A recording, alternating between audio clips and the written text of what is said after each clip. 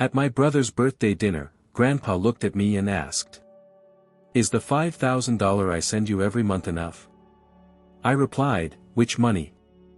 The entire room went silent. My mother's fork dropped. Then Grandpa slammed his cane down. What he said shook the whole room. Ethan adjusted his jacket as he stepped out of the car, glancing at his reflection in the tinted window. At 24, he looked older than his years, tired, worn, not in a dramatic way, but in the subtle weariness of someone who'd had to carry more weight than he expected. Claire, his girlfriend of 2 years, stepped out after him, smiling warmly as she looped her arm through his. "You okay?" she asked, sensing his tension. It's been a while since I've seen them all together like this," he muttered. "My family isn't exactly low-key." She gave his hand a squeeze. "You'll be fine. It's your brother's birthday. It's supposed to be a celebration." The restaurant was one of those upscale spots that tried hard to look casual, with rustic wooden beams and soft jazz playing from speakers tucked in corners. Inside, the McCarthy family was already gathered around a long table near the back. Ryan, Ethan's younger brother, had just turned 21. The whole dinner was in his honor. Ethan's mother, Susan, waved when she spotted him, her face tight with a smile that never quite reached her eyes. Beside her was Richard, Ethan's stepfather, a man whose overly polished demeanor always rubbed Ethan the wrong way. Ryan was animated, laughing at something on his phone. Across from them, the most surprising figure was already seated, George McCarthy, Ethan's grandfather, in his usual beige coat and dark fedora, the same kind he had worn for decades. George rarely showed up to family events. After Ethan's father, his only son, died in a car accident when Ethan was 14, the old man had slowly faded from their lives. The visits stopped. The phone calls dwindled. Susan claimed he was too grief-stricken to stay connected, that he had his own ways of coping. Still, there he was, sitting stiffly with his cane resting between his knees, watching everyone with the sharp eyes of someone who missed nothing. "Ethan," Susan called, gesturing to an empty seat near Ryan. "You're late." "Hi, Mom." "Hi, Richard," Ethan said with a polite nod. He turned to George. "Grandpa. Didn't expect to see you here." George's face didn't change, but he nodded slowly. "Didn't expect to be here either." Claire introduced herself politely, and after a few pleasantries, everyone resumed chatting. The dinner moved on, plates were passed, toasts were made. Ryan received a few gifts, mostly cash and cards. He grinned through every moment, happy to be the center of attention.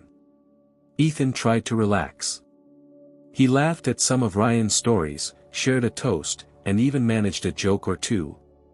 Still, he couldn't shake the strange energy around George. The old man barely touched his food. He watched Ethan with a kind of distant curiosity, occasionally furrowing his brow like he was trying to solve a puzzle. "Are you still working at that tech repair place?"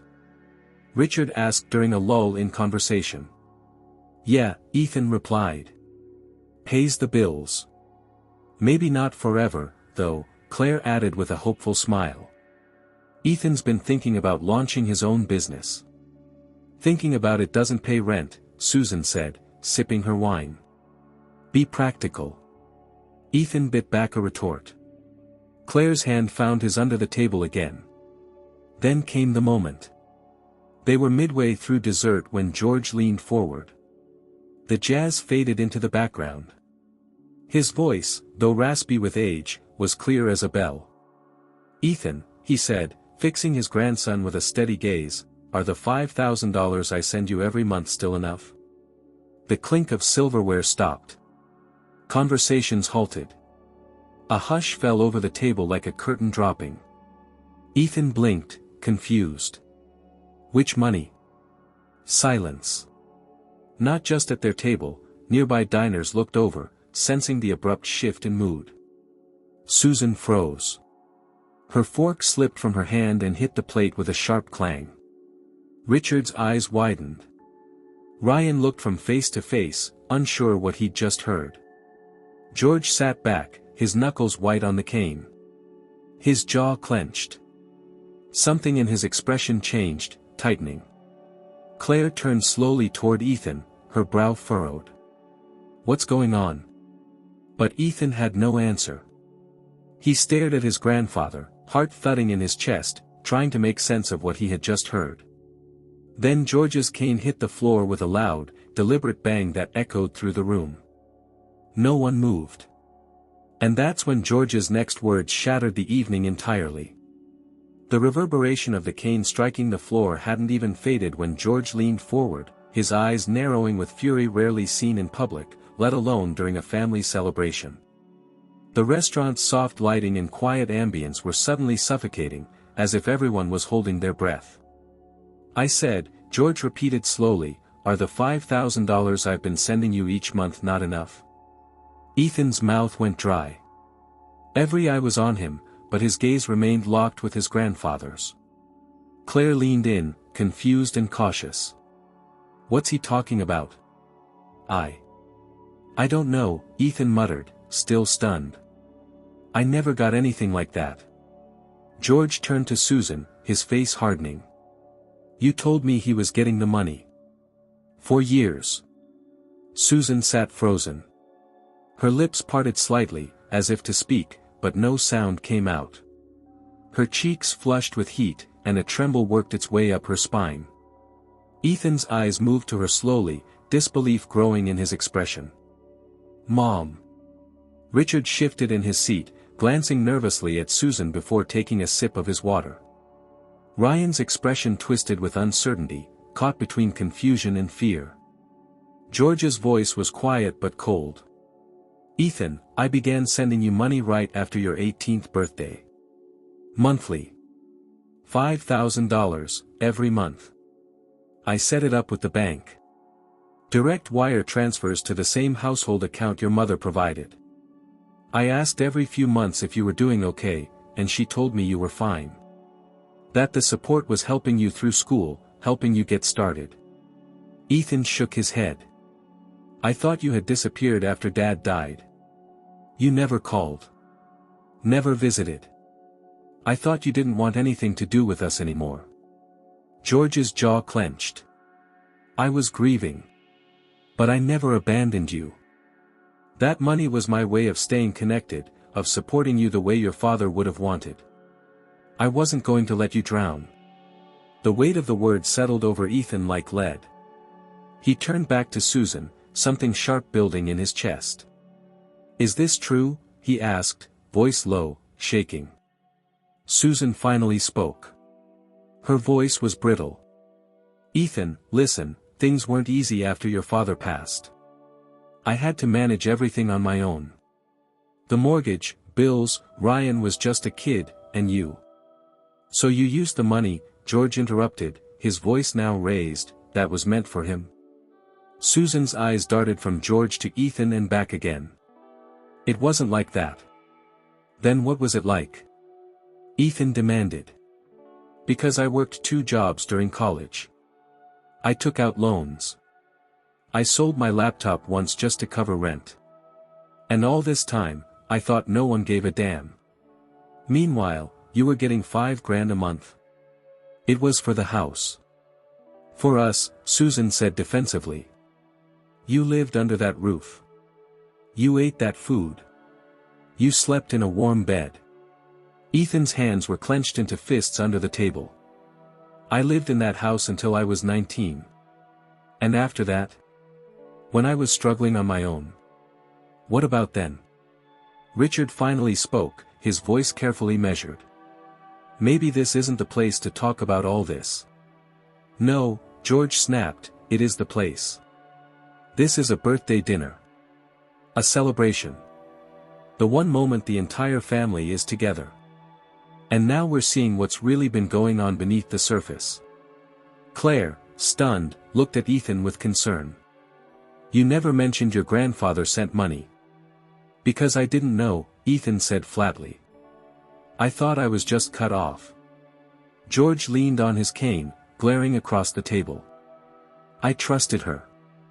I gave her instructions every single time. This is for Ethan, I said. This is for his future. His education. His independence. I wrote it in the memos. Every transfer. I had to make decisions, Susan said, a note of desperation entering her voice. I did what I thought was best for the family. Ethan stood abruptly, his chair screeching against the floor. Best for the family? You lied to me. For years. You let me think he didn't care, that I wasn't worth supporting. And you spent the money without even telling me it existed. Several nearby tables were now openly staring. Ryan shrank back slightly, his voice barely audible. I didn't know. George didn't look at anyone but Susan now. I'll be contacting my lawyer in the morning. That sentence dropped like a stone into a still pond. Susan's mouth fell open. Dad, she began, but George raised a hand. I'm done listening to you. You've taken from your son. From my son's child. You'll answer for that. Richard reached for Susan's hand, but she pulled away, her expression spiraling into panic. You don't understand what it was like. I had no choice. There's always a choice, George snapped. And you made the wrong one. Ethan couldn't stay at the table. He turned and walked away, Claire quickly rising to follow him. He didn't stop until they were outside, breathing hard, the night air cold against his flushed face. Ethan, Claire said gently, this is a lot. I need to get out of here, he said, pacing the sidewalk. I need to think. Do you believe him? Your grandfather? I don't know, he replied, running a hand through his hair. But he sounded like he meant every word. And my mom, she didn't deny it. Not really. Claire was quiet for a moment. If it's true, that's nearly $500,000. Gone. Ethan nodded slowly, his voice tight. And I never saw a cent of it. Inside the restaurant, the family was left reeling. Susan sat silently, her face pale. Richard tried to say something to her, but she shook her head, eyes glistening. George pushed himself up with his cane, moving slowly but with purpose. Ryan sat still, staring at the table, overwhelmed. Out on the street, Ethan finally stopped pacing. He looked at Claire, his voice low but firm. I need answers. All of them. No more lies. She nodded, her face filled with support. Then we'll get them. Together. As they walked away from the restaurant, Ethan felt the foundation of his family shifting beneath him. Everything he thought he knew about his past was now in question. But he also felt something else, something new. A resolve beginning to burn quietly in his chest. The truth had been buried for too long. It was time to dig it up. The next morning arrived with a gray, oppressive sky that seemed to mirror the heaviness in Ethan's chest. He hadn't slept. Neither had Claire. They had stayed up in the apartment's living room, running through every moment of the dinner, dissecting every word George had said, every pause from Susan, every look exchanged between her and Richard. Claire eventually fell asleep curled up on the couch, but Ethan remained awake, sitting at the dining table, staring at a blank page in a notebook where he tried to list questions. He had filled none. Every time he tried, anger would override his thoughts. Just after 9 o'clock in the morning, his phone vibrated. The caller ID read, private number. He hesitated, then answered. Ethan. George's voice came through, clear but slower than the night before. I assume you're not with your mother right now. No, Ethan said cautiously. I left after everything. Haven't talked to her. Good, George replied. I'd like you to come to my house. There's something you need to see.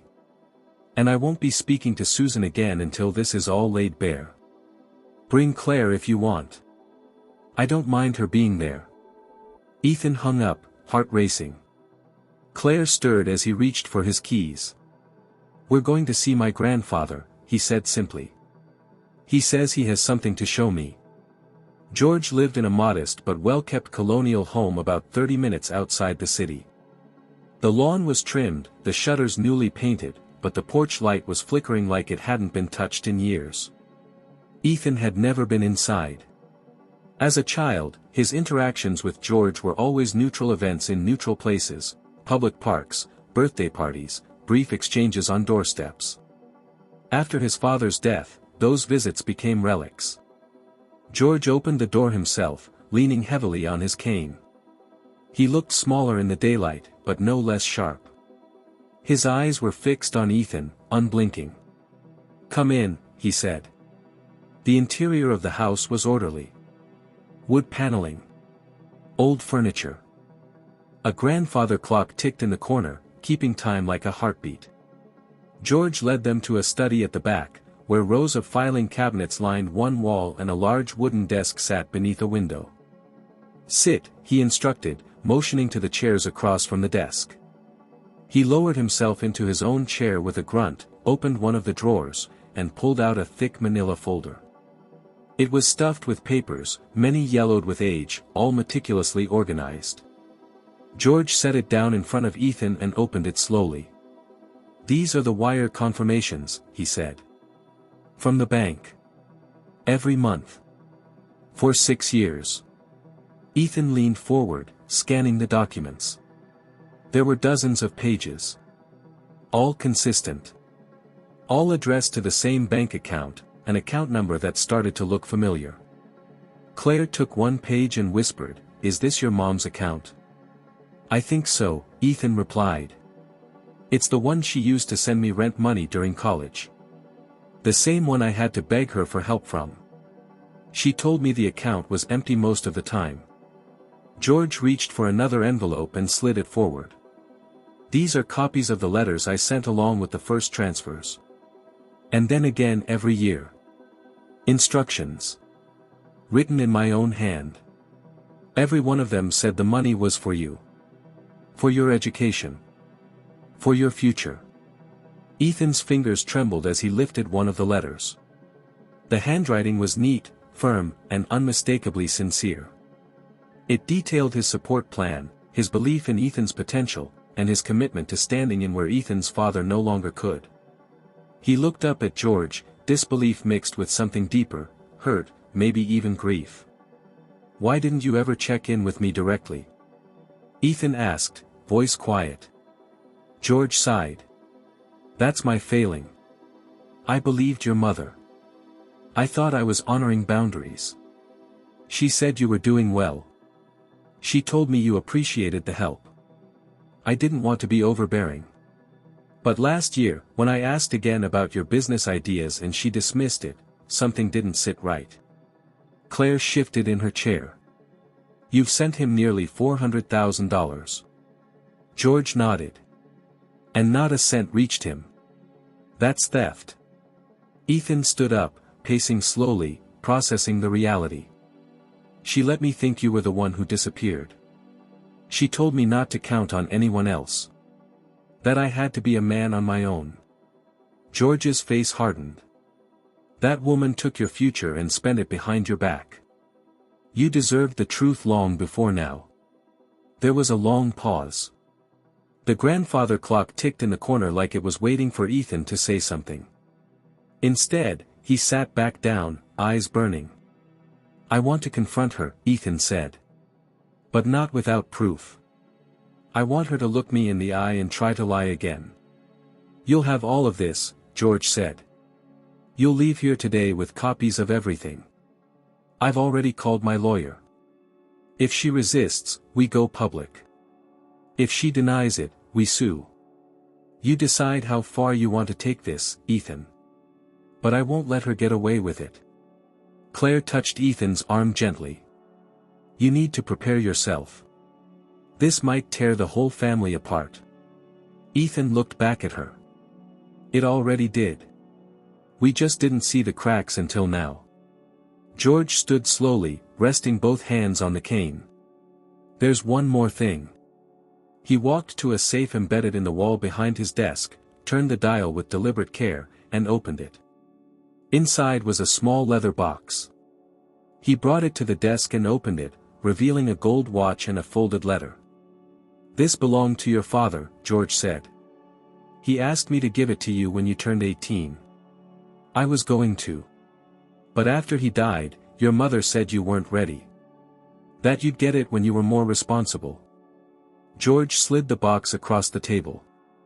"That's not a decision she had the right to make." Ethan stared at the watch. His father's initials were engraved on the back. He had vague memories of seeing it on his dad's wrist when he was little, always polished, always precise. He lifted the letter. The handwriting was familiar, his father's. He didn't open it yet. "I don't know what to say," Ethan muttered, overcome. George stepped forward and put a hand on his shoulder. "Don't say anything. Just take what's yours." Ethan nodded, swallowing the lump in his throat. As they left George's house later that afternoon, Ethan carried the folder, the box, and the letter under one arm. Claire walked beside him silently. The sky had cleared a little. The air felt different. "I'm going to talk to her tonight," Ethan said, his voice firm. "I want her to see it all. I want her to see that I know." Claire didn't respond right away. She reached for his hand instead, and they walked toward the car together. This time, Ethan didn't feel like the same man who had walked out of the restaurant the night before. He felt clearer. Angrier. Stronger. And he was done waiting for the truth to come to him. It was time to take it. By the time Ethan stood at the door of his mother's house later that evening, a storm had rolled in. The wind carried the smell of wet earth, and the trees swayed as if warning him to turn back. Claire waited in the car, knowing this confrontation had to happen alone. Ethan hesitated only once, clutching the folder under his arm, before knocking. It took a full minute for the door to open. Susan stood there, wrapped in a cardigan, her hair pulled back, eyes swollen like she hadn't slept either. The porch light buzzed faintly behind her. "Ethan," she said quietly. "We need to talk," he replied. His tone was even, but every syllable carried the weight of betrayal. She stepped aside and let him in. The house smelled faintly of lavender and coffee. Familiar. Too familiar. He hated how comforting it still felt. They sat in the living room, the folder between them on the coffee table. Ethan didn't speak right away. He let the silence stretch, watching her fidget with the hem of her sleeve. "I went to Grandpa's today," he began. Susan's hands froze. She looked at him, then at the folder, then quickly away. "He showed me everything," Ethan continued. "The transfers. The letters. The instructions. Every month since I turned 18. Susan's lips parted, but no words came. She glanced again at the folder as if it might explode. "You want to tell me why?" he asked. She clasped her hands tightly. "Ethan. No excuses," he cut in. "I want the truth." She looked away, breathing deeply. Her voice was hoarse when she finally spoke. "After your father died, I was drowning. Bills, mortgage, 2 kids, and no income. I had a job at the time, but it barely kept us above water. When your grandfather first sent that money, I told myself it was for all of us. That you were still living here, still part of this house, and that it would be temporary. I thought, just for a little while. Just until we're stable." Ethan stared at her. "You didn't stop." "No," she whispered. "I didn't." He leaned forward. "So you told him you were giving it to me?" "Yes," she said, ashamed. "Every time he asked, I told him you were doing well, that the money was helping. I lied." He opened the folder and pulled out one of the letters. "You knew exactly what this money was for. It says it right here. And you still chose to take it." Susan's voice cracked. "You have no idea what I was dealing with. You were a kid. I had to make choices. You weren't ready to manage that kind of money. You don't get to decide that, he snapped. You let me believe he abandoned me. You watched me struggle for years. I begged you for help. You told me there was nothing. You lied while sitting on $5,000 a month. Tears slipped down her cheeks, but he didn't flinch. I wanted to tell you. So many times, she said. But the longer it went on, the harder it became. And Richard, he said it was better to keep things simple. That it would complicate everything. Ethan's eyes narrowed. So he knew. Susan hesitated, then nodded. Not at first. But eventually, yes. Ethan stood, unable to sit any longer. Do you have any idea what I went through? The hours I worked. The nights I went without food. The loans I'm still paying off. And all that time, you were collecting money in my name and lying to both of us. She stood too, arms crossed. I didn't use it for luxury. It went into the house, into raising Ryan, into keeping us afloat. I wasn't stealing to go on vacations. That doesn't make it better, Ethan said. It makes it worse. You stole my future to patch your mistakes. I did what I had to do, she shouted suddenly. Your father left me with nothing. I had 2 sons to raise. I had no one to turn to. Your grandfather never helped me when we needed it. So when the money started coming, yes, I used it. Because if I didn't, we would have lost everything. Ethan looked at her like she was a stranger. You think I care what you spend it on? You think I wouldn't have helped if you had told me the truth? I had a right to know. You took that from me. You took everything. They stared at each other, the air between them thick with years of deception. Then Ethan's voice dropped. You didn't just take money. You poisoned my relationship with him. You made me believe he was gone. Do you know how that feels? To bury a parent and then lose the only link you had left to him? Susan wiped her face with trembling hands. I never wanted this. But you let it happen, Ethan said. And now you have to live with it. He picked up the folder and turned to leave. She didn't follow him to the door. She didn't call after him. She simply sank into the couch and stared blankly ahead, as if her whole world had finally been named for what it was, a lie carefully sustained. Outside, the rain had begun to fall. Claire stood under the edge of the porch, her arms crossed. She didn't ask how it went. She didn't need to. Ethan looked out into the street, the glow of the lampposts reflecting off the pavement. I don't know if I can ever forgive her, he said softly. You don't have to, Claire replied. Not now. Maybe not ever. He nodded. But I need to find a way forward. I can't carry this forever. Claire slipped her hand into his. Then let's find that way. One step at a time. He glanced back once through the window. His mother was still seated in the same spot. The house, once a place of warmth and memory, now looked like nothing more than a building made of walls and silence. As they walked away, Ethan realized something that struck him deeper than rage. The person he had been all those years ago, confused, hopeful, desperate for validation, had been buried under years of lies. And now, as those lies unraveled, so did that part of him. He wasn't just reclaiming the money. He was reclaiming his identity. And he wasn't going to let anyone rewrite his story again. Ethan didn't sleep that night either. He sat at the small desk in his apartment with his father's unopened letter in front of him, the envelope heavy in his hands despite its physical lightness.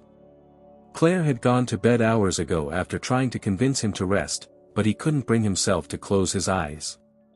The confrontation with his mother still echoed through every part of him, but more than that, it was the silent void left behind that unsettled him most. There had been no resolution. No redemption.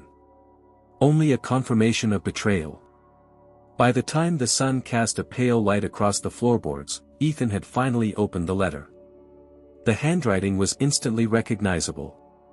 There were only a few paragraphs, words of guidance, encouragement, a father's blessing passed forward to a son he would never see grow up.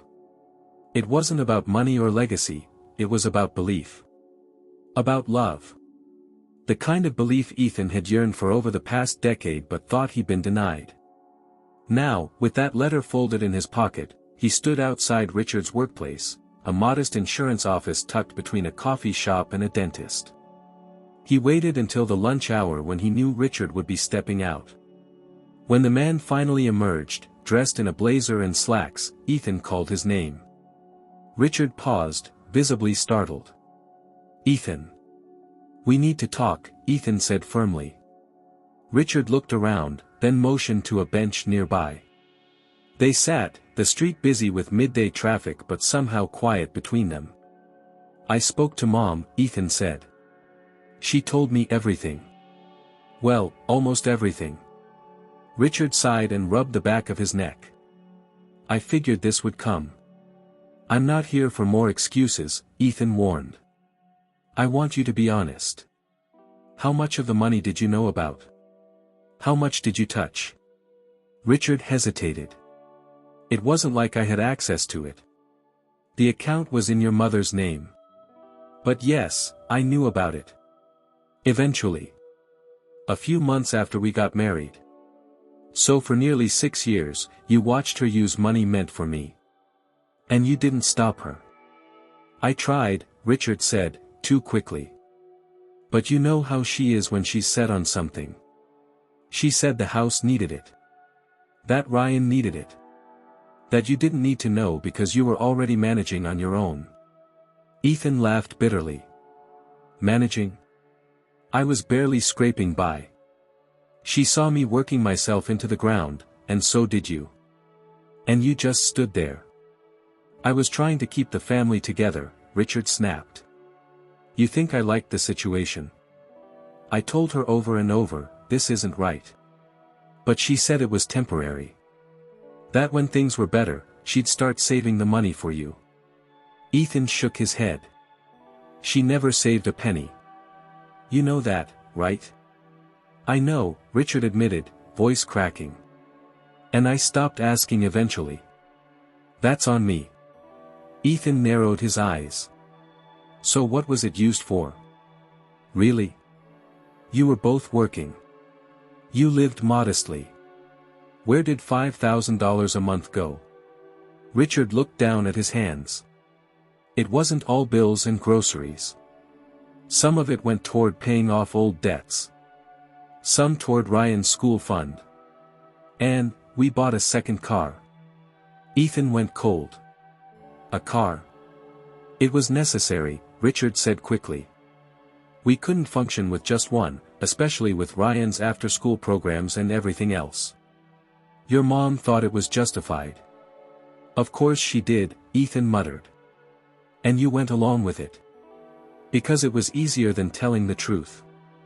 Richard looked at him, regret heavy in his face. "I know you're angry. You have every right to be.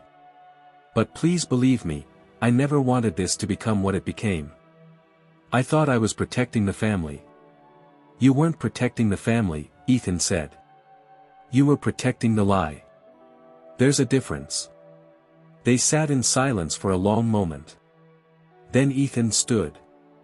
"I want copies of any financial records you still have. Receipts, transfers, anything that shows how the money was used." Richard frowned. "Why?" "Because I'm not done," Ethan said. "This wasn't just unethical. It might have been criminal. And I'm going to make sure it's documented." "You're going to sue your own mother?" "I haven't decided that yet. But I'm going to make sure the truth is known. To everyone. Including Ryan." Richard paled.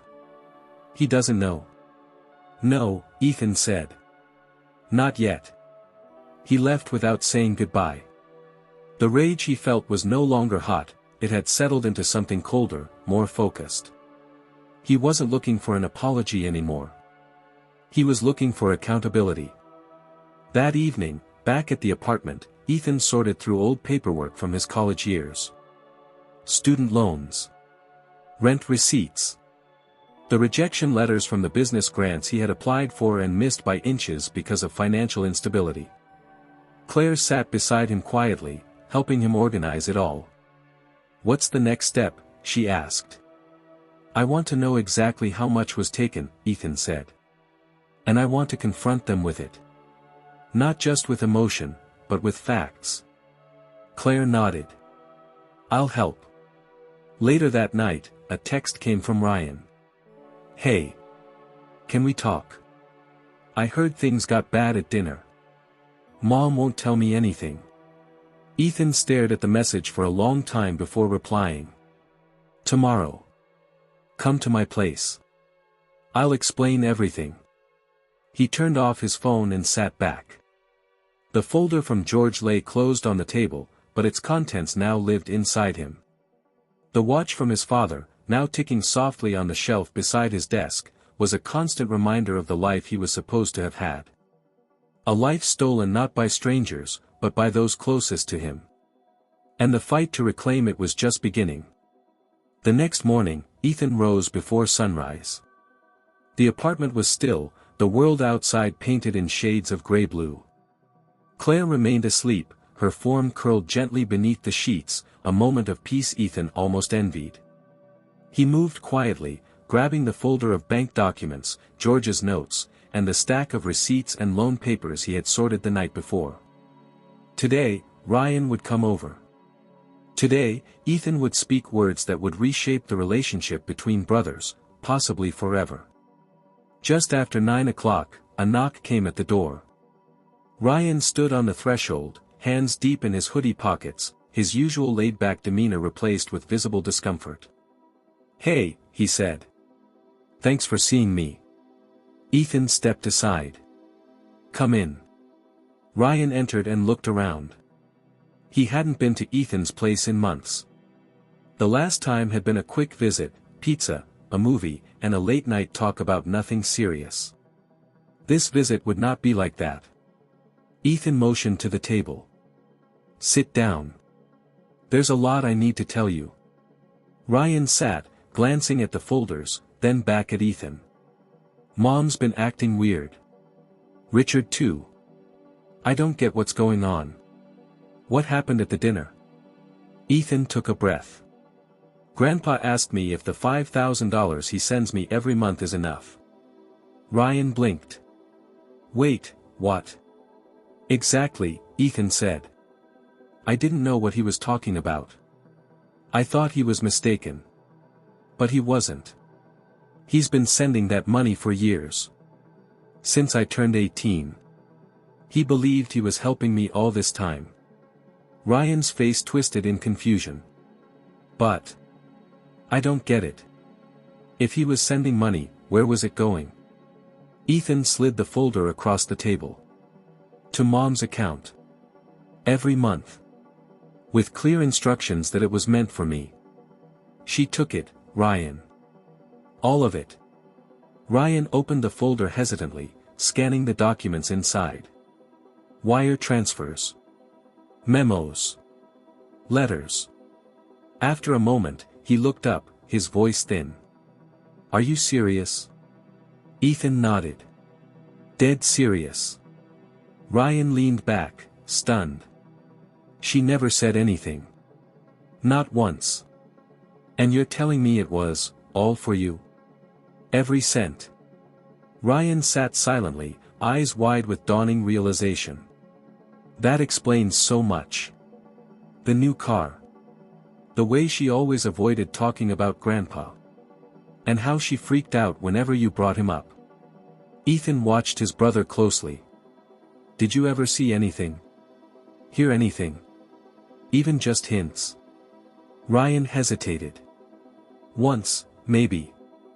I saw a check from Grandpa when I was looking through the mail. I was like 16. It was made out to her, but it had your name in the memo. She said it was some old account thing, and not to worry about it. I didn't think twice." Ethan closed his eyes for a moment. "You should have asked." "I didn't know, Ethan. I trusted her." "I did too," Ethan said quietly. "That's the problem. They sat in silence for a while. The weight of the betrayal lingered between them, shaping itself into something tangible. Ryan spoke again, softer this time. "What are you going to do?" "I'm not sure yet. I'm gathering everything. I've got proof. I'm thinking of speaking to a lawyer." Ryan nodded slowly. "If there's anything I can do." Ethan looked at him. "There might be. But first, I need to ask you something. I need you to be honest. Did Mom ever mention using the money for you? Did she ever talk about setting anything aside?"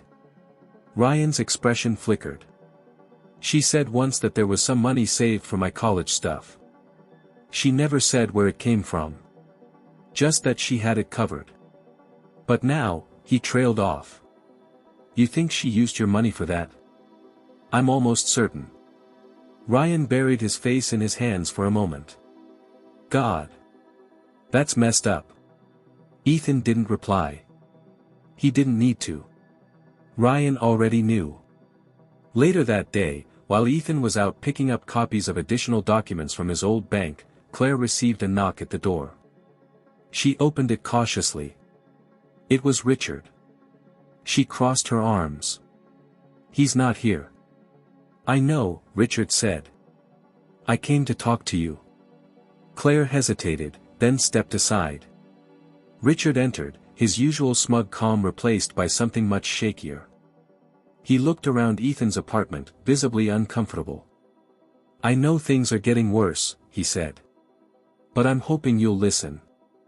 I don't want this to blow up more than it already has." Claire narrowed her eyes. "You want to protect Susan. That much is obvious." "I want to protect everyone," Richard said.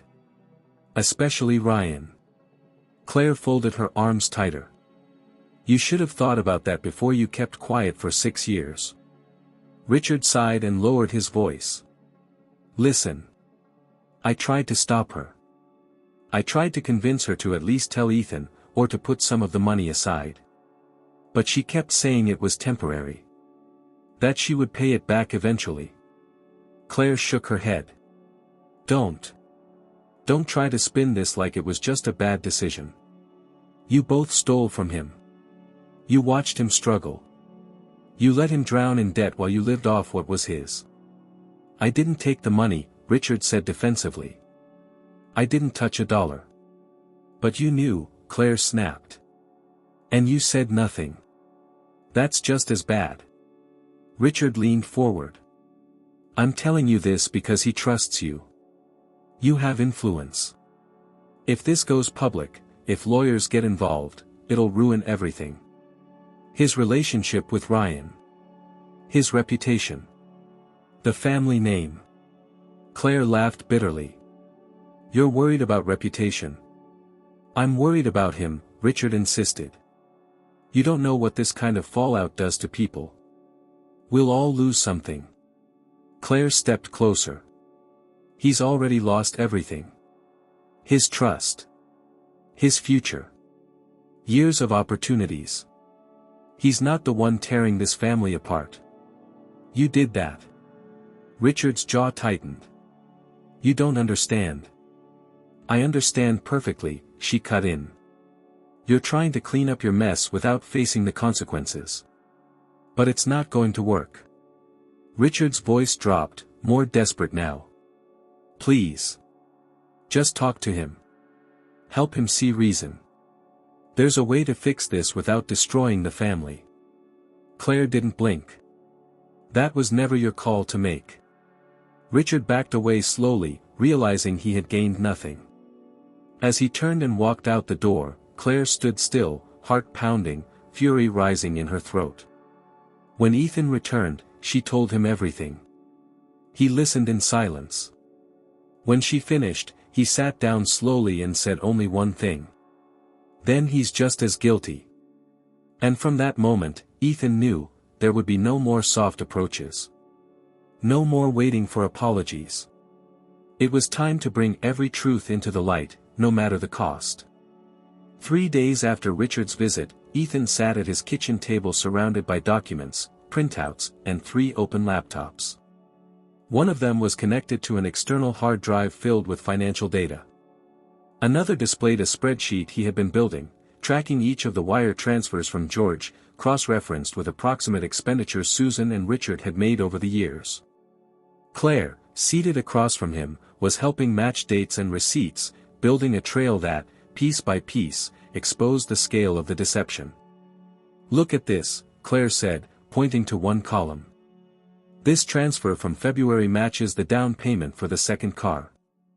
And here's another, April, the same week Ryan started private music lessons."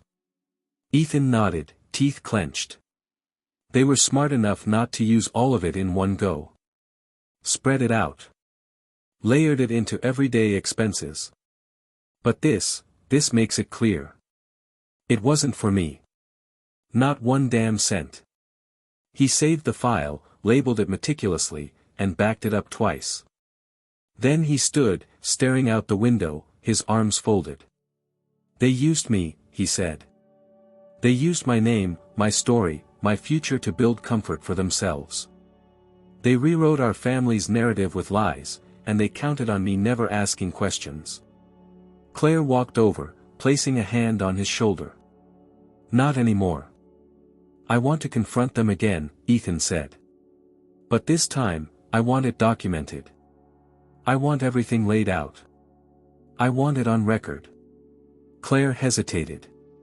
"You mean recording it?" "Yes," he said. "Audio, video, whatever I can legally do. I'm not just doing this for me anymore.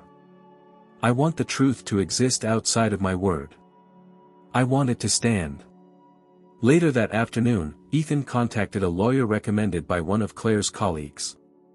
Her name was Lydia Chen, sharp, experienced, and blunt. They met in her office the next day, where Ethan laid out everything: the years of deception, the evidence he'd collected, the financial timeline, and the personal toll.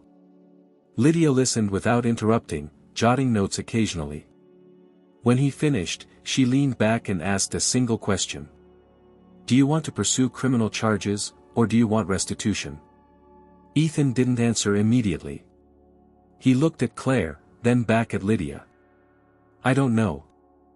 I want accountability. I want them to feel the consequences. But I also don't want to destroy what little's left." "Then let me be direct," Lydia said. "You're in possession of strong evidence suggesting financial misappropriation, potentially fraud. If you wanted to pursue legal action, you'd have a case. Whether that becomes a civil suit or something more depends on how aggressive you want to be. And how far you want to go." Ethan nodded slowly. "What would restitution look like?" "Demanding the full sum, with interest," Lydia replied. "Through negotiation first. If they refuse, you escalate. But understand, once you open that door, you can't close it quietly. This will affect every relationship you still have in that family." "I don't have relationships with them," Ethan said. "Not anymore." They left the office with Lydia drafting a formal letter of inquiry, requesting a detailed financial accounting from Susan and Richard. It was the first legal step, non-confrontational, but clear. Ethan sent it via certified mail the following day. That evening, while reviewing a final set of documents, Ethan received a knock at the door. He opened it to find Ryan standing in the hallway, holding a small box. "I found this in the attic," Ryan said. "It's old stuff Mom kept. Thought you should see it." Ethan let him in. They opened the box together on the table. Inside were papers, old report cards, Ethan's graduation photos, even a few letters George had written to Ethan that were never delivered. Ethan lifted one and read the date. It was from when he was 19. A full page of encouragement, updates, and a postscript asking if the money was helping. Susan had never even told him it existed. "She intercepted everything," Ethan said quietly. Ryan said nothing. His expression was full of guilt. "You didn't do this," Ethan added. "You were a kid. But I need you to know, I'm not letting it slide." "I get it," Ryan said. I'm just sorry. For all of it. Later that week, Susan responded to Lydia's letter. Her reply was short. Defensive. She claimed the money had always been used for the benefit of the household, and that Ethan had, indirectly, benefited from the financial stability she created. There was no apology. No recognition of wrongdoing. Only justification. When Ethan read it, his jaw tightened. She doesn't regret it, he said.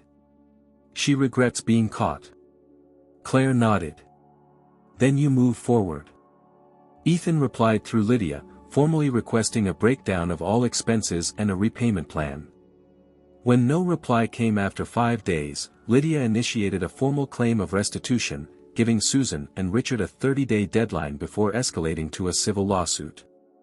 In the meantime, Ethan decided to confront them one final time, face to face. He called Ryan and asked him to be there. Not as a witness. Not as support.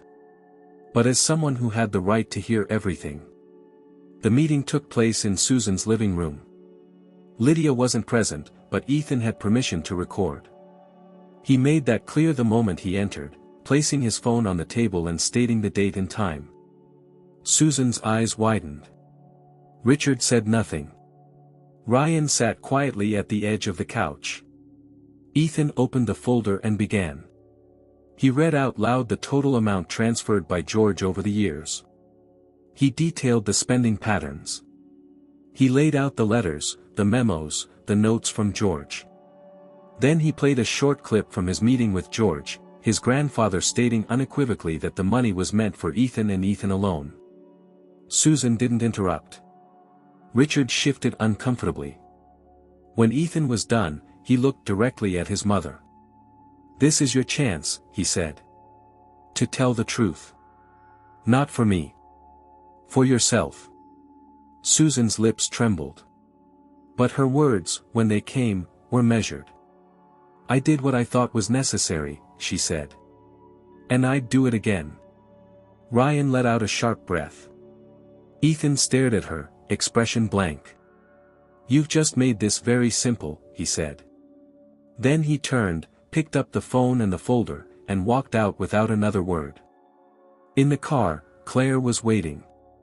Ethan sat down, eyes forward. She had her chance, he said. She made her choice. Now, Ethan would make his. 1 week after Ethan's final confrontation with Susan and Richard, news of the family's unraveling began to ripple through the small circle of relatives and family friends who had attended Ryan's birthday dinner. Whispers began, low, speculative at first. Then louder. Someone had overheard George's outburst. Another had seen Susan's expression when Ethan stormed out. The carefully curated image of a well-adjusted family was cracking, and though Susan tried to maintain appearances, her silence in response to questions became its own answer. Meanwhile, Ethan had shifted entirely into action mode. With Lydia handling the formal side of the restitution claim, he focused on building a separate record, a personal archive of events, motives, and consequences. He wasn't just thinking about recovery anymore. He was thinking about permanence. Legacy. Making sure no version of the truth could ever be distorted again. George invited him to lunch at a quiet cafe on the outskirts of town, a place with too many windows and not enough customers to feel like a secret. Ethan arrived with his usual backpack, filled with the now familiar papers. George was already seated, nursing a black coffee. I saw Susan last week, George said after they greeted each other. She didn't speak to me. But she looked like she'd aged 10 years. Ethan took his seat. She had a chance to make it right. She chose not to. George nodded. Then you do what you have to do. I'll support you however I can. Ethan hesitated, then reached into his bag and pulled out a smaller folder. I wanted to show you this, he said. It's the breakdown. What they spent. When. Cross-referenced with the bank statements you gave me. Claire helped me match them to major life events, purchases, even vacations. George leaned forward, eyes scanning the neatly printed sheets. His brow furrowed. Ryan's school tuition, he muttered. The car. Home repairs. Vacations. Everything, Ethan confirmed. The money went everywhere except where it was meant to. George set the papers down and looked at Ethan, his voice low. I failed too. I should have gone to you directly. I should have asked harder questions. You trusted her, Ethan said. That's not a failure. It's what she weaponized. For a long time, they sat quietly. Then George reached into his coat pocket and slid over a small flash drive. I scanned every letter I sent. Every transaction confirmation. Backups of everything. You should keep this. Ethan accepted it silently. Later that afternoon, Ethan received a call from Lydia. I just got a message from Susan's attorney, she said. They're offering a settlement. 75% of the total amount, no admission of guilt, with a non-disclosure clause attached. Ethan's jaw tightened. No. You sure? Lydia asked. It's a substantial amount. I'm not settling for silence, Ethan replied. I'm not giving them the right to pretend this never happened. We go forward. All the way. Then I'll proceed, Lydia said. You'll likely be deposed next week. We're preparing the formal filing in 3 days. After hanging up, Ethan sat down beside Claire on the couch. She had just finished compiling another batch of documents from a storage box Ryan had brought over, a box containing budget ledgers, calendar planners, even an old savings account register with his name scratched out and Ryan scribbled in. She tried to erase you, Claire said, closing the folder. Like you didn't exist. But I do, Ethan replied. And now I have proof. Ryan stopped by later that evening, visibly shaken. I got into Mom's office today, he said. While she was out. I found a notebook. It's not financial, exactly, it's more like a journal. He handed it over, and Ethan flipped through the pages. The entries were sporadic. Unfiltered. Some were defensive rants about how no one appreciated her sacrifices. Others were coldly logistical, budget strategies, decisions to delay informing Ethan, justifications for hiding the letters from George. But one entry, dated just after Ethan's high school graduation, struck him hard. Ethan will be fine. He's always been too independent. If he thinks he's alone, maybe he'll push harder. He's smart. He'll survive. Ethan closed the notebook and stared at it in silence. She didn't think I'd break, he whispered. She thought I'd just push through it all and never ask why. Claire sat beside him, quiet.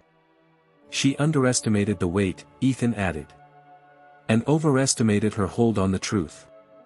The next morning, Ethan woke to an email from George. The subject line read, "One last piece." Attached was a scanned copy of a letter George had received from Susan just after Ethan turned 20. In it, she thanked him for the continued support and reassured him that Ethan had recently used the money to pay off part of his college debt and was starting to look into small business grants. The entire letter was fiction. She forged updates, Ethan said aloud, staring at the screen. She lied in writing. Over and over. Claire looked at the monitor, stunned. That's fraud. Ethan forwarded the letter to Lydia immediately. Her reply came in less than an hour. We're escalating. Prepare for depositions. The legal machinery began to move quickly after that. Ethan sat for his deposition a week later. The lawyers from Susan's side tried to downplay intent, shifting blame to circumstances. But every time they suggested the money had indirectly helped Ethan, Lydia presented a contradiction. One of George's letters. A record of Ethan's financial distress. A page from the journal. The forged update. By the time the deposition ended, Ethan felt exhausted, but clearer than ever. He wasn't angry in the same way anymore. The betrayal hadn't faded, but it had evolved into something more controlled. A mission. A reckoning with reality, not just with people. That evening, he wrote a letter to George. Not out of formality, but out of gratitude. He thanked him for the support. For the belief. For the painful clarity. He enclosed a copy of his own graduation photo, newly printed, and wrote beneath it. "This is who I became. Not because I was abandoned. But because I survived the silence. And now, I'm speaking back." As he sealed the envelope, Claire entered the room, holding 2 cups of coffee. "How far are you willing to take this?" she asked. Ethan looked out the window at the setting sun. The city lights were flickering to life, and a quiet breeze carried the faint hum of the world moving on. "All the way," he said. "Until the truth isn't hidden in shadows anymore, but standing in full daylight where it belongs." The legal proceedings continued to gather momentum, and with each passing day, Ethan grew less concerned with the potential fallout and more focused on uncovering the final layers of deception. While Lydia handled the formal channels, Ethan began a new investigation of his own, not into bank accounts or forged updates, but into the subtle manipulations that had defined his youth. It began with the discovery of a dusty storage bin at Claire's suggestion. She remembered that shortly after Ethan had moved out of his mother's house, he had left behind several boxes in her garage, never bothering to retrieve them. The bin was filled with remnants of a previous life, old school notebooks, soccer trophies, birthday cards. But at the bottom was a folder marked miscellaneous. Inside were school documents and permission slips, along with several sealed envelopes addressed to Ethan in handwriting he didn't immediately recognize. When he opened the first, his breath caught. It was from his father. A letter, dated just weeks before his death. Ethan read it 3 times before speaking. "He left these for me," he said quietly. "And she hid them." Claire leaned in, reading over his shoulder. "Do you think she ever meant to give them to you?" "She had 14 years to do it," Ethan said. "She chose not to." The other letters were more of the same, words of encouragement, memories, advice for adulthood. One included a note telling Ethan to visit George more often, saying he would always need that connection. The emotional weight of the letters was devastating, not just because of what they said, but because of how long they had been kept from him. The next day, Ethan drove to the house of Mrs. Allen, his former high school counselor. She had retired the year after he graduated, but Claire managed to find her contact information through an alumni network. Ethan called, explained who he was, and asked if she had time to talk. She did. Mrs. Allen welcomed him into her cozy suburban home with warm tea and an even warmer smile. Though the years had softened her memory, she remembered Ethan clearly. "You were always focused," she said. "Quiet, thoughtful. Like someone carrying something heavy on his back." "I was," Ethan said. "And I didn't even know it." He explained the situation in broad terms, omitting names but detailing the loss, the lies, the financial betrayal. Mrs. Allen listened intently, her expression tightening. "I always wondered why you didn't apply for that university grant," she said. "The one I recommended to your mother. It was made for your situation, high academic performance, financial need, lost a parent. It would have covered nearly everything." Ethan stared at her. "What grant?" Mrs. Allen blinked. "I gave your mother the paperwork. I even followed up. She told me you had declined." He sat back slowly. "She never gave it to me." There was a pause. Then Mrs. Allen's voice dropped to a whisper. "Ethan, that was nearly $50,000. That night, Ethan sat at his desk, trying to reconcile the new information. His mother had hidden his father's final letters. She had intercepted updates from George. She had even blocked opportunities that could have changed the course of his education. What emerged wasn't just financial theft. It was something deeper, an erasure of identity, agency, and trust. Ryan stopped by the apartment again 2 days later. He looked exhausted, his eyes dark with anxiety. "I'm getting questions," he said. From people at school. From friends. Words getting around.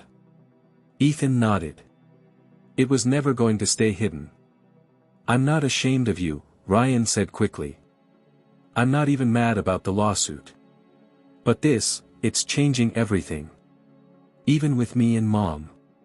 She's not talking. She just shuts down. She made her choices, Ethan said. And now we all live with them. Ryan sat down and pulled out his phone. There's something else. I found this last night in the attic. It's a voicemail. From Grandpa. Left on the house line, must have been saved manually. I transferred it to my phone. He played the message. Hey Susan. It's George. Just wanted to confirm the new routing number for Ethan's account. I want to make sure he gets the transfer next week. Let me know if it's the same or if I need to update it. Call me back when you can. Ethan closed his eyes. Proof she knew, he said. Proof she received it. Proof she never passed it on. He asked Ryan to send the file to Lydia. Within hours, she confirmed it strengthened their position significantly. The courts will see this as direct knowledge, she said. Combined with the forged letters, it's now a matter of when, not if. In the midst of these revelations, George called with another update. His health had taken a downturn, nothing critical, but serious enough that he had begun estate planning more aggressively. He asked Ethan to visit. At George's house, the old man sat beside a cluttered desk with several open folders. I'm not dying, George said bluntly. But I'm old enough to plan like I am. I've changed my will. You're the executor. Everything I have, from property to savings, goes through you now. Ethan stared at him. Why me? Because you're the only one I trust not to rewrite the story. George handed him a document. There's more. I've drafted a letter to the rest of the family. It tells the whole truth. From my side. I'll send it when the time comes. Ethan nodded slowly. I'll make sure they hear it. As he left the house, Ethan realized something profound. This story, painful as it was no longer just about loss. It was about reclamation, of money, yes, but also of memory, of relationships, of his place in a family that had tried so hard to push him out of the narrative. The truth was rising, inch by inch, like sunlight through a fog. And Ethan was finally seeing everything clearly. It was a Wednesday afternoon when Ethan received the court's formal acceptance of the civil suit. Lydia forwarded the document along with a short message, it's official. They have 21 days to respond. The weight of those words pressed down on Ethan's chest, not with hesitation, but with the full gravity of what he was finally doing. There was no walking back now. His demand for restitution had entered the legal system. The silence that had ruled his life for so many years was being forced to speak. That same evening, Ethan sat in his living room with Ryan, the atmosphere brittle. Claire moved quietly in the background, giving them space. Ryan had grown increasingly withdrawn in the past few days, guilt sitting on him like a second skin. I need to talk to her again, Ethan said suddenly. But this time, it's not a conversation. It's a reckoning. Ryan swallowed hard. Do you want me to be there? Ethan looked at his brother and saw the boy he once protected, the teenager who had unknowingly benefited from the very money meant to keep Ethan afloat. Yes, he said. You need to hear it too.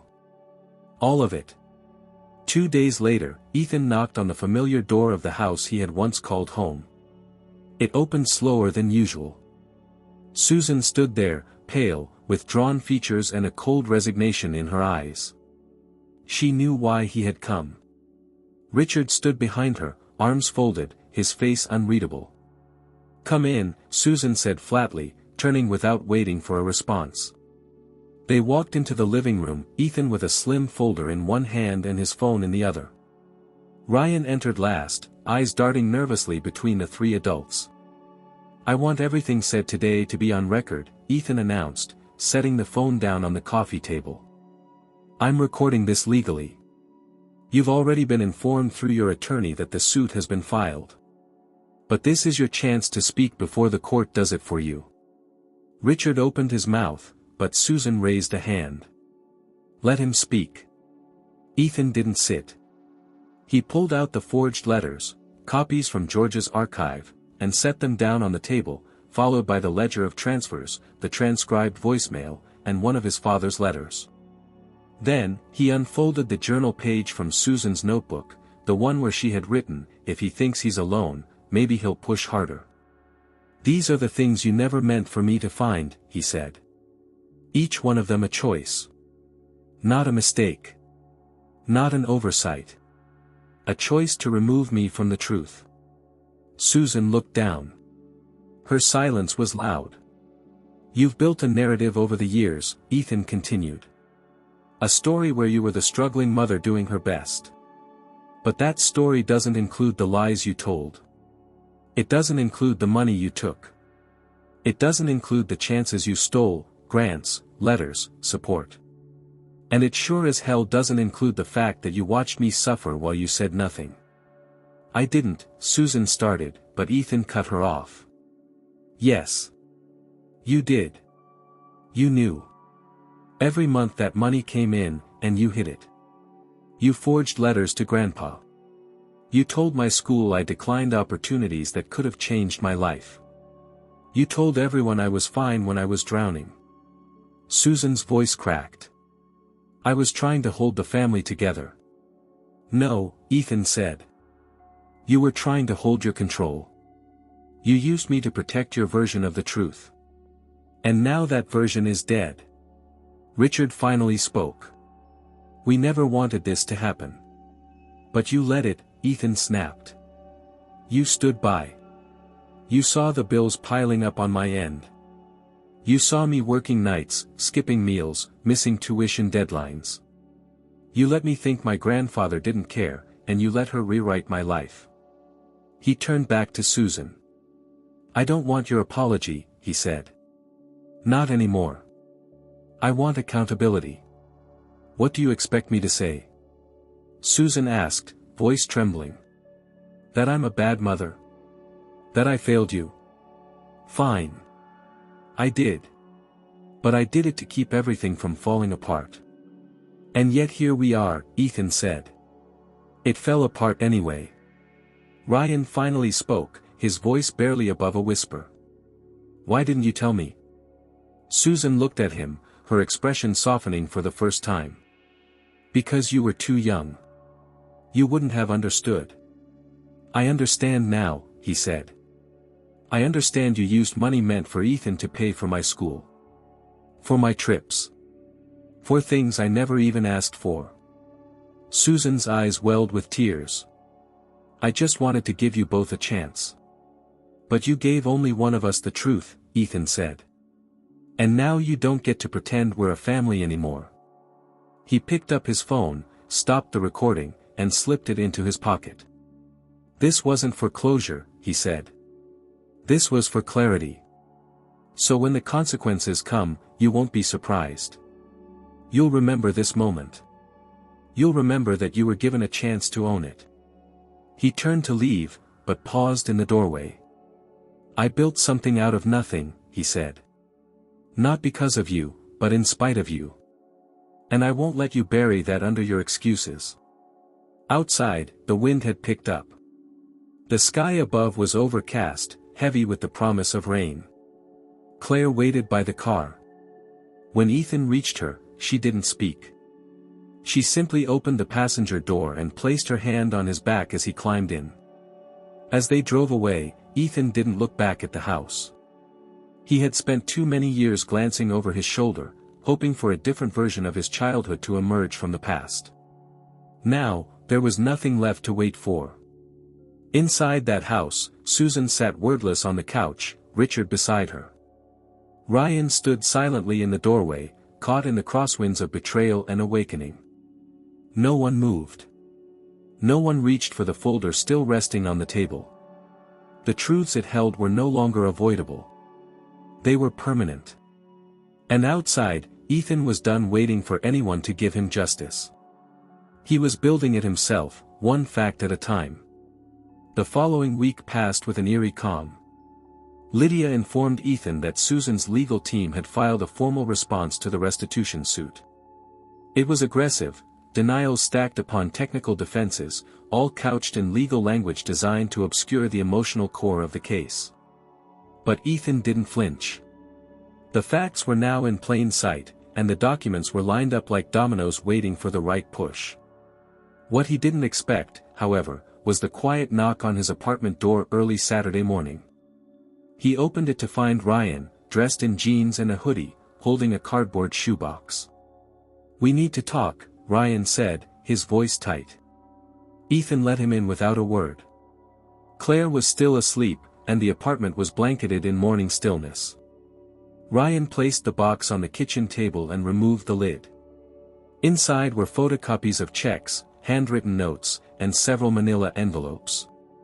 "I've been going through Mom's office again," Ryan said. "I told her I needed some of my school files. She didn't question it." Ethan stared at the contents. "What are these?" "Receipts," Ryan said, pulling out a stack. "Expenses. Notebooks." She recorded things, sometimes in detail, sometimes not. "But here." He handed Ethan one check stub, the amount clear, $5,000. The memo line read, "Monthly support for Ethan." "She deposited this into a joint account she held with Richard," Ryan continued. "Then used that account to pay for the mortgage, your student loans, which she never submitted, her car maintenance, even some credit card debt." Ethan flipped through the other documents, scanning each entry. It was clearer now than ever, this wasn't a case of necessity forcing difficult choices. It was systematic. Methodical. Covered up with deliberate steps to eliminate any trail that might one day lead to exposure. "There's more," Ryan said, pulling out a smaller envelope. Inside were 3 printed screenshots from what looked like a phone gallery. Ethan squinted. The first was a photo of a check written by George, the second an image of a typed letter, clearly from George, thanking Susan for handling things with discretion. But the third photo chilled him. It was a conversation log. A text exchange between Susan and Richard, dated nearly 5 years ago.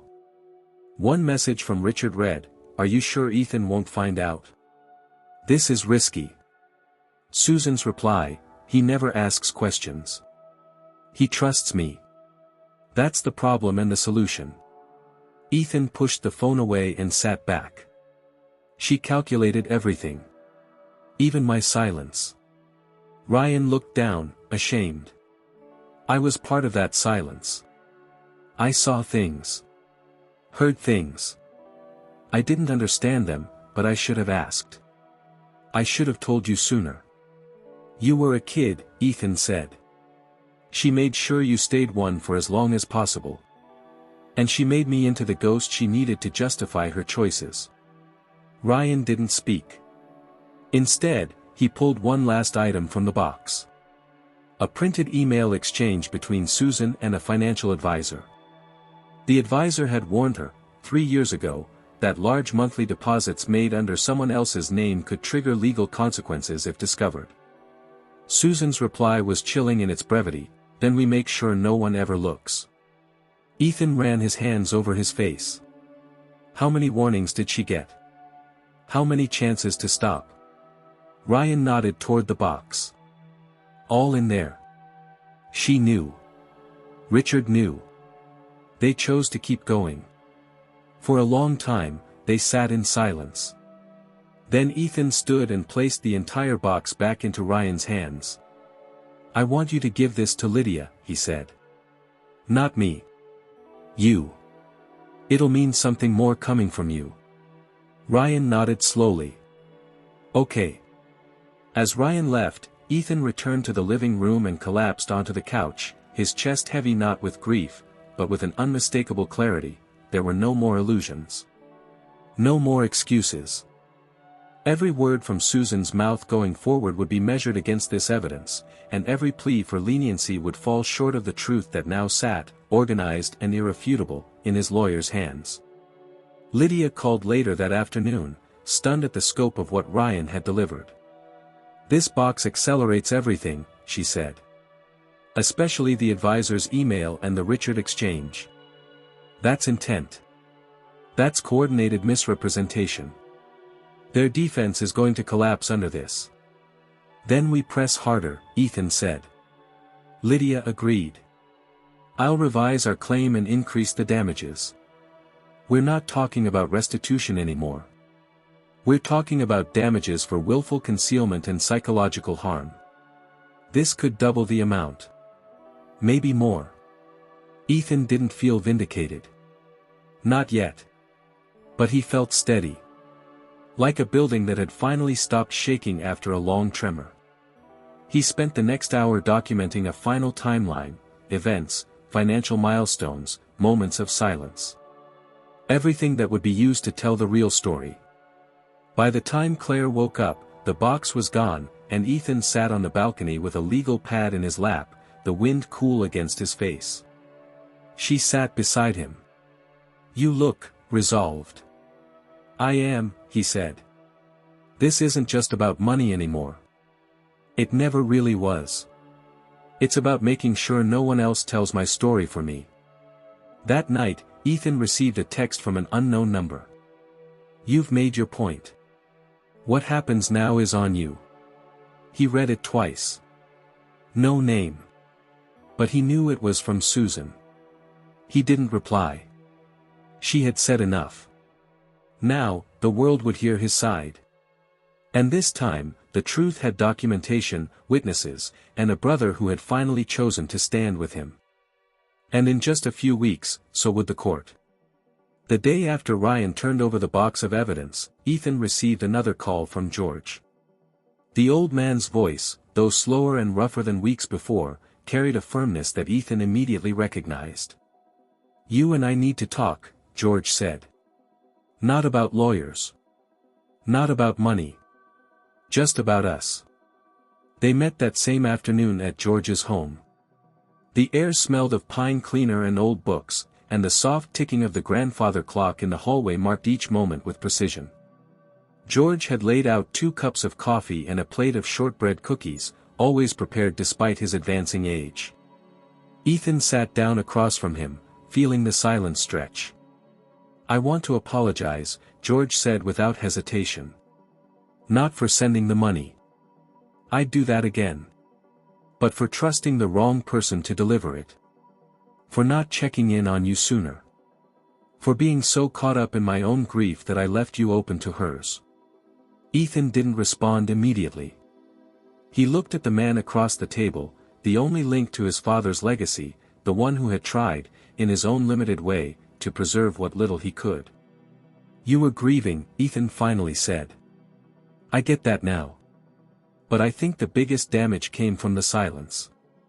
I didn't just lose my dad. I lost you. And for a long time, I thought that loss was my fault." George looked away for a moment. "You remind me of him. The way you carry yourself. The way you hold your ground. He was stubborn, but fair. And he loved you with everything he had. I should have stepped in sooner." "You tried," Ethan said. "You just didn't know what she was doing." George reached beside him and pulled out a leather-bound binder. Inside were old photos, some Ethan had seen before, others he hadn't. His father in college. Holding Ethan as a baby. Laughing beside George at a barbecue in the backyard. The images were soft, slightly faded, but vivid with memory. "I want you to have these," George said. "Your father kept journals, too. I've been reading them. He wrote a lot about you. About what he hoped for. There's one entry I think you should see." He flipped to a page dated 1 week before the accident. The handwriting was bold, clear, underlined in places. "If anything happens to me, I want Ethan to know I believe in him. I want him to chase his dreams without fear. I want him to grow into the kind of man who never lets the past define him. Ethan read the words 3 times, then closed the binder. He never stopped thinking about you, George said. And neither did I. They sat in silence for a while, sipping their coffee, neither rushing to speak again. The bond between them, long buried beneath misunderstanding and misdirection, began to resurface, not as something reclaimed, but as something newly built. I'm launching the business, Ethan said after a long pause. The one I wanted to start in college. The one I had to abandon because I couldn't afford it. George smiled, a rare but genuine expression. Tell me about it. Ethan leaned forward. It's a tech consultancy, focused on small businesses. I already have the framework. Claire's helping me with the branding. I've been planning every detail. And funding? George asked. I'm not asking you for money, Ethan said quickly. I didn't ask if you were, George replied. I asked if you have what you need. Ethan hesitated. With the restitution and damages, I will. But I want to start before that settles. George nodded, then stood with effort, walking to the old safe behind the bookshelf. He opened it and pulled out a separate envelope, thicker, newer than the others. This is from me, he said, setting it on the table. No lawyers. No strings. Just belief. From a grandfather to his grandson. Ethan opened it carefully. Inside was a cashier's check, $20,000, with his name on it. I can't. Yes, George interrupted. You can. And you will. Because your father would have done the same. And because it's time to stop surviving and start building. Ethan stood and reached across the table, gripping his grandfather's hand tightly. Thank you. When he left the house that afternoon, the sun was higher than it had been all week. The clouds had lifted, the breeze was warmer, and for the first time in years, Ethan didn't feel like he was climbing out of something. He felt like he was standing on solid ground. The next day, he and Claire toured a small commercial space downtown, a modest office unit with glass frontage and exposed brick inside. It was a bit run down, but the potential was there. This is the one, Ethan said after walking the perimeter. Claire grinned. Then we make it yours. They signed the lease the following Monday. By the end of the week, Ethan had registered the business, opened a corporate bank account, and started ordering furniture. He worked late into the night sketching out service packages, building a website, drafting proposals. Ryan showed up one evening, offering to help with the painting. They worked side by side, covering the walls with a soft charcoal tone and an accent wall of deep blue. It was quiet work, broken only by the scrape of rollers and the occasional joke. You know, Ryan said, dipping his brush, I think this place is going to be something big. I'm not doing it for revenge, Ethan said. I'm doing it to prove that I can still build something honest. That no one can take that from me again. Ryan nodded. You don't owe anyone anything. Except maybe yourself. That weekend, George came to see the space. He moved slowly but deliberately, inspecting the wiring, the ceiling, the layout. He stood in the middle of the room and tapped his cane lightly on the floor. Your father would have liked this, he said. He always wanted a place of his own. But he spent so much time working to keep everything afloat, he never had the chance. You're doing what he couldn't. Ethan smiled. With your help. No, George said. With your own will. I just nudged the door open. They took a photo together under the main window, Claire snapping it with her phone. It was the first photo Ethan had taken with his grandfather in over a decade. And this time, it wasn't in the shadows of loss. It was in the light of something new. Something real. The business wasn't just about profit. It was about restoration. About writing a new chapter with his name in bold print, not hidden beneath someone else's story. And as the grand opening approached, Ethan knew exactly what he would say when he stood before his first group of clients. Not a sales pitch. Not a thank you speech. But something simple, and finally, entirely true. This is mine. And I built it from the truth. The grand opening of Ethan's business took place on a crisp Saturday morning, 6 weeks after the lease had been signed. The storefront, modest and clean, now bore the name McCarthy Solutions in navy blue lettering across the front window.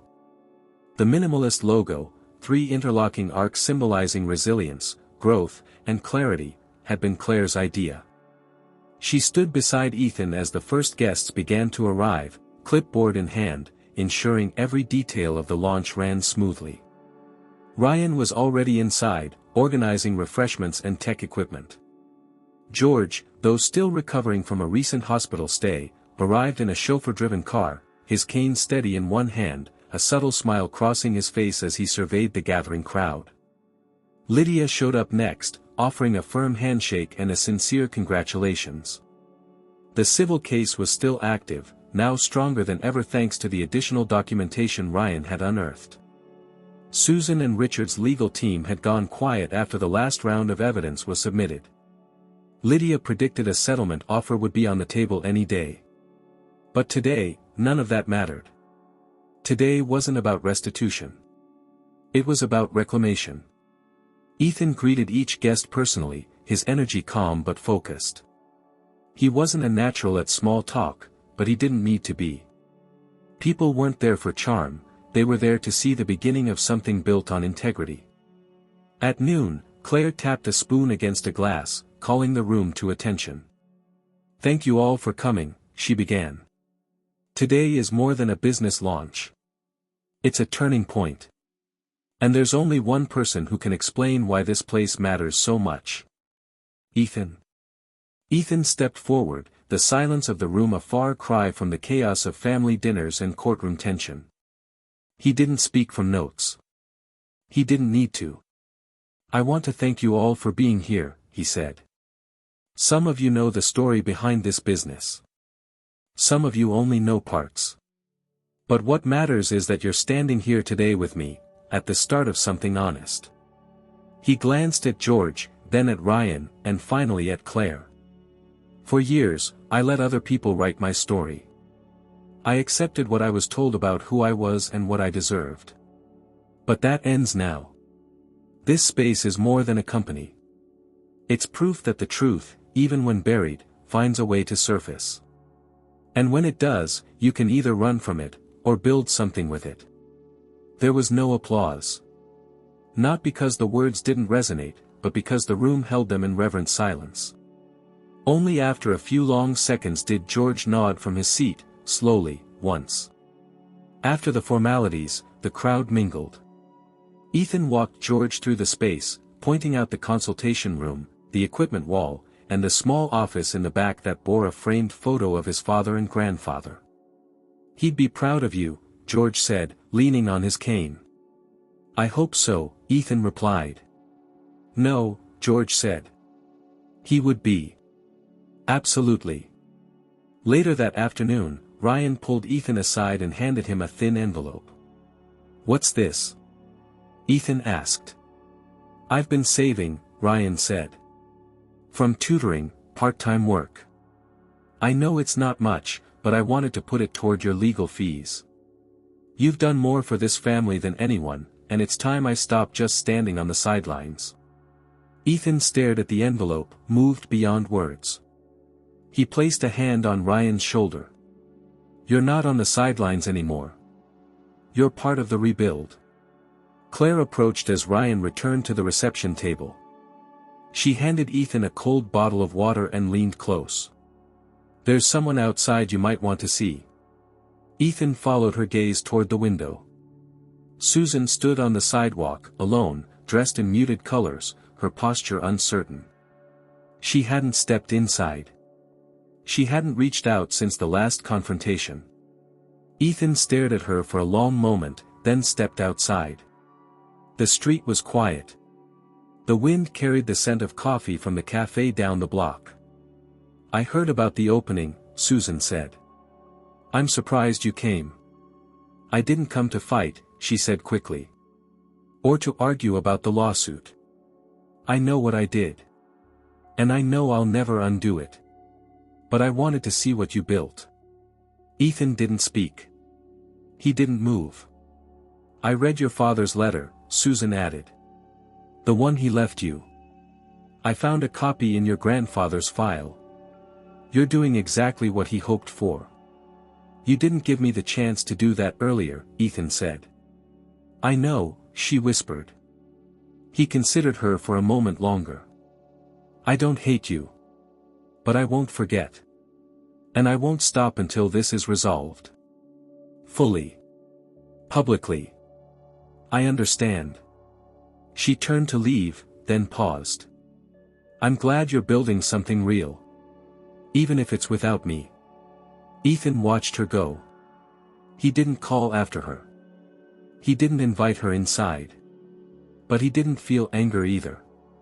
Only finality. Back inside, Claire was adjusting the framed photo on the wall. The image was simple, Ethan standing beside George in front of the building on the day they signed the lease. But now it hung between two others, one of Ethan as a child with his father, and one of Ethan with Ryan, painting the office wall. 3 generations. 3 chapters. 1 path forward.